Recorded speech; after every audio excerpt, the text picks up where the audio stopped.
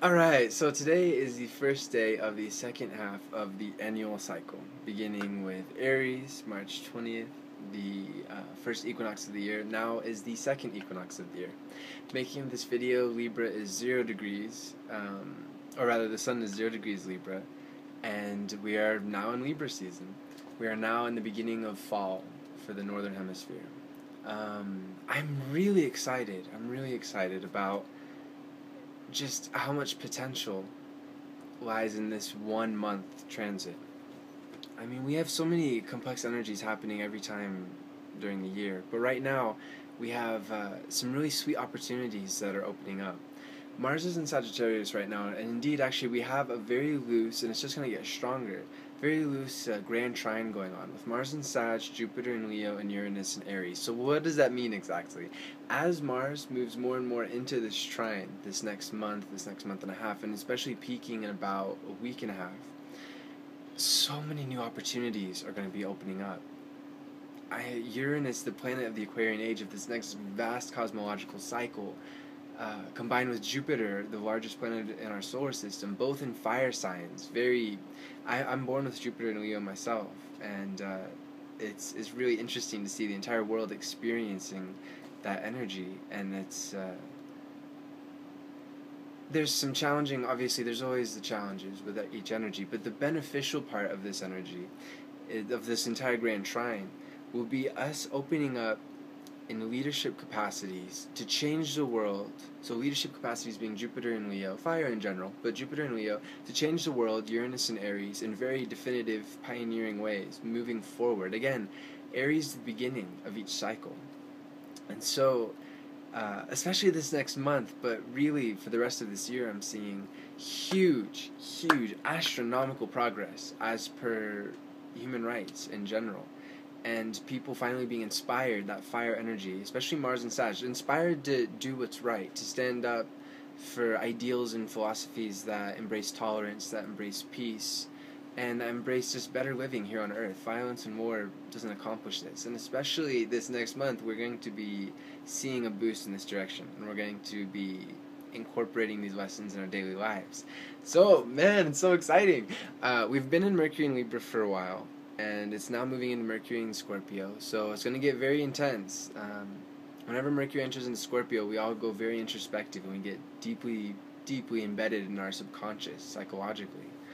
So this is going to be a great time to really explore ourselves and understand that change in the world starts with change within ourselves. Changing our ideals is how we impact the world, not changing other people's ideals. Understanding ourselves by looking at ourselves unflinchingly. That's going to be a huge theme for this transit, for this next month, because Mercury and Jupiter are going to be square. So, man, it's going to not be so pretty sometimes, and especially since Mercury and Saturn are going to be conjunct in Scorpio. My goodness, it's not going to be very pretty. But we have huge potential to be growing here, all of us. To be growing in ways that we didn't even know could happen, and that are going to be more fulfilling than we could possibly imagine. So we shouldn't get caught up in saying, oh great, over there, those people are finally going to change. We really need to focus on ourselves here and understand ourselves to better understand our relationship to other people. Which is going to be, again, a huge lesson also, because Sun in Libra is going to be opposite Uranus and Aries in the next about 2 weeks. It's going to hit its peak, but we're going to be feeling it for this entire transit.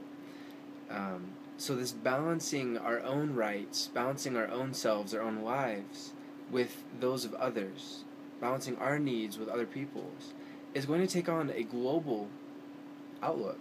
Jupiter and Leo, Mars and Sag, Uranus and Aries, this grand trine, all these planets are impacting us in a very beneficial angle to each other, and are going to be pushing us forward in vast spurts. It's going to be incredibly vast, and incredibly quick, actually, both, really. And the more we just embrace the entire process, the better, as challenging as it can be. And we're all going to be investigating parts of ourselves and feeling parts of ourselves that that we need to work on. So again, the more we internalize these lessons for ourselves and not focus on other people, the better. So what's one way that we could benefit the world during this time with our own, with our own actions, our own ideas?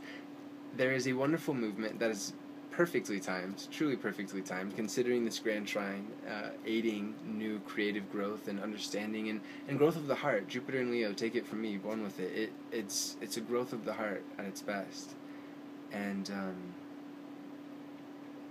so this next month is going to be measuring all that ego, energy, and creativity combined with standing up logically, decisively, and yet harmoniously for rights. And again, not just our own, but those of others. And so, like I was saying, Perfectly Timed is a wonderful social movement being launched by the UN, the first of its kind, called he4she.org. Well, he4she. Go to he4she.org if you are a fan of equality and women's rights, and even more importantly, human rights. This is ridiculous at how mistreated in this world females are so discriminated against, and there's great inequality that we need to address. And so this is the opportunity to do it. Fantastic. This is one way that you can embody all of these wonderful energies at this time to make the world a better place. Stand up. It's amazing. That is our greatest power here on earth, is our voice, our ability to